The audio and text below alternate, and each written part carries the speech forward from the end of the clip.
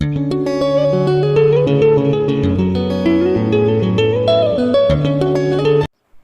Everyone, welcome to our channel. I am Abha. आज हम central bank of India के बारे में बात करेंगे। ये इम्पॉर्टेंट चैप्टर है of economic class 12, money in banking का पार्ट है। तो सबसे पहले आ जाते हैं मीनिंग ऑफ सेंट्रल बैंक के बारे में। सेंट्रल बैंक का क्या मतलब होता है?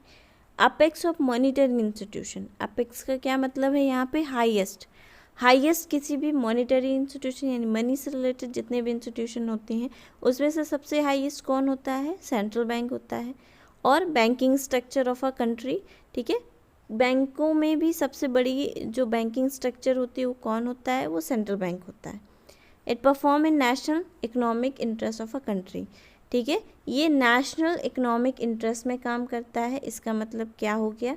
जो स्क्वायर रिसोर्सेज हैं हमारे पास उसको कैसे यूटिलाइज करना है, किस तरह हम मैक्सिमाइज़ कर सकते हैं अपनी नेशनल इनकम को, हमारी जीडीपी क्या होगी और हमारे इकोनॉमी में कितना इन्फ्लेशन होना चाहिए, इससे रिलेटेड जो भी वर्क है वो कौन करता है? वो सेंट्रल बैंक करता है, ताकि हमारी इकोनॉमी क्या हो सके, स्टेबल रह सके और वो अच्छे से डेवलप कर सके।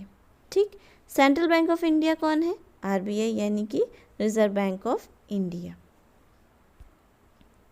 ये है हमारी आरबीआई की ब्रांच।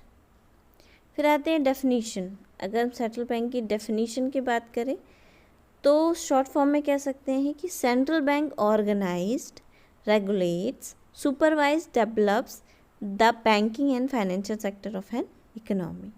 सेंट्रल बैंक क्या करती है? ऑर्गेनाइज करती है, यानी कि बैंकिंग का स्ट्रक्चर बनाती है कि कौन सी बैंक किसके अंडर में काम करेगी, किस बैंक में कितनी ब्रांच होंगी, ठीक है, वो सब कौन बताता है? सेंट्रल बैंक बताती है। रेगुलेट करती है, यानी कि क्या रूल्स एंड रेगुलेशन होंगे, किस तरीके से वर्क करना है, ये सब कौन बताता है? सेंट्रल बैंक बताती है। सुपरवाइज करना, ठीक है, अब जब बता देगी तो उनके वर्क को सुपरवाइज भी करेगी। अगर कोई मिस्टेक होगी कमर्शियल बैंक के द्वारा तो उनको भी कौन बताएगा? सेंट्रल बैंक बताएगा। डेवलप, यानी कि अगर कोई इंस्टीट्यूशन की कमी है, मतलब कोई बैंक किसी एरिया में नहीं है या फिर रूरल बैंक की ज़रूरत है तो वहाँ पे वो बैंक खुलवाएगी, तो ये क्या कर रही है? डेवलप कर रही है, ठीक है। इसको याद करेंगे ORSD के नाम से। ORS आप जानते हो, ORS क्या होता है? ORS घोल होता है जो बच्चों को दिया जाता है उनके पेट खराब होने के लिए, ठीक है, तो उसमें D लगा देंगे। Organised, regulates, supervise and develop, ठीक है, ORSD, the banking and financial sector of an economy. किसमें? बैंकिंग और फाइनेंशियल सेक्टर में। फिर आते हैं रोल क्या है RBI? Regulator of currency. RBI क्या करती है? हमारी करेंसी को रेगुलेट कराती है। मेंटेन इकोनॉमिक स्टेबिलिटी, मतलब इकोनॉमी को स्टेबल रखती है, ज़्यादा इन्फ्लेशन ना हो पाए, ज़्यादा डिफ्लेशन यानी कि कीमत ज़्यादा बढ़ ना जाए चीज़ों की और ज़्यादा कम ना हो जाए, तो इकोनॉमी को स्टेबल रखती है। Protect market for government security, government securities के लिए मार्केट को प्रोटेक्ट करती है ताकि कोई फ्रॉड ना हो पाए, और क्रेडिट भी चैनलाइज कराती है। अगर गवर्नमेंट को क्रेडिट की ज़रूरत या लोन की ज़रूरत होती है तो वो भी कौन प्रोवाइड कराता है? RBI.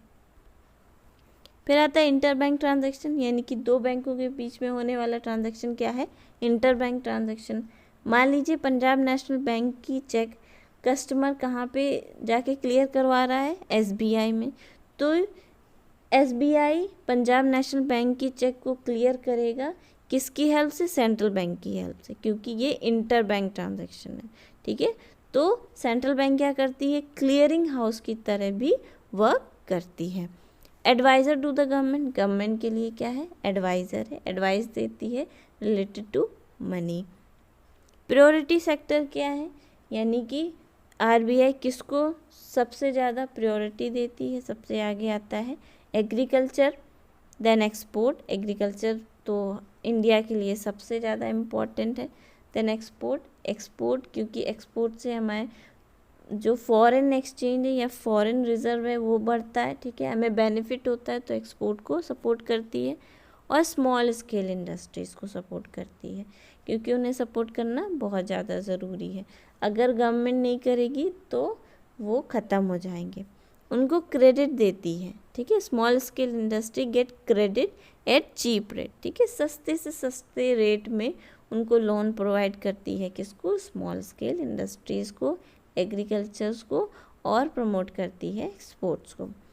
Represent the India in the international economic forum, ठीक है। जो हमारी आरबीआई है वो इंडिया को रिप्रेजेंट करती है कहाँ पे? इंटरनेशनल इकोनॉमिक फोरम में, जैसे कि आईएमएफ यानी कि इंटरनेशनल मॉनेटरी फंड, और आईबीआरडी यानी कि world bank. Functions of RBI के बारे में बात करें तो ये इम्पॉर्टेंट टॉपिक है, और जब भी आरबीआई के बारे में कोई क्वेश्चन आता है तो उसके फंक्शंस जरूर पूछ लिए जाते हैं। तो सबसे पहला फंक्शंस है इशू ऑफ करेंसी, ठीक है। आरबीआई क्या करती है? करेंसी इशू कराती है। मोनोपोली ऑफ नोट इशू, ठीक है। इनका एकाधिकार है, आरबीआई का एकाधिकार है नोट इशू करने में, ठीक है। Except 1 rupee coins and notes, ठीक है। 1 रुपी कॉइन्स एंड नोट्स कौन इशू करेगा? गवर्नमेंट। और इसके अलावा जितने भी कॉइन्स एंड नोट्स हैं 1 रुपी के अलावा वो कौन इशू करेगा? आरबीआई, ठीक। बैंकर्स टू द गवर्नमेंट, यानी कि गवर्नमेंट के लिए बैंक कौन है? आरबीआई है। वो सारे अपने ट्रांजैक्शन बैंक वाले कौन किससे डील कराती है? आरबीआई से डील कराती है। और पब्लिक अपने सारे ट्रांजैक्शन किससे डील करती है? कमर्शियल बैंक से डील करती है, ठीक है। बैंकर्स बैंक यानी कि बैंकों का बैंक, सारी जितनी भी कमर्शियल बैंक हैं उनका बैंक कौन है? आरबीआई है, इसलिए इसको कहते हैं बैंकों का बैंक, ठीक। कंट्रोल एंड सुपरवाइज, ठीक है। तो क्या करेगी?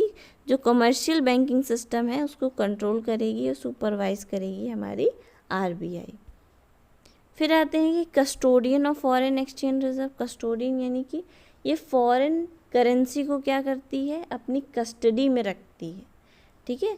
इसके पास ओनरशिप है किसके बिहाफ में? गवर्नमेंट के बिहाफ ऑफ द गवर्नमेंट, यानी कि गवर्नमेंट की जगह ये क्या रखती है?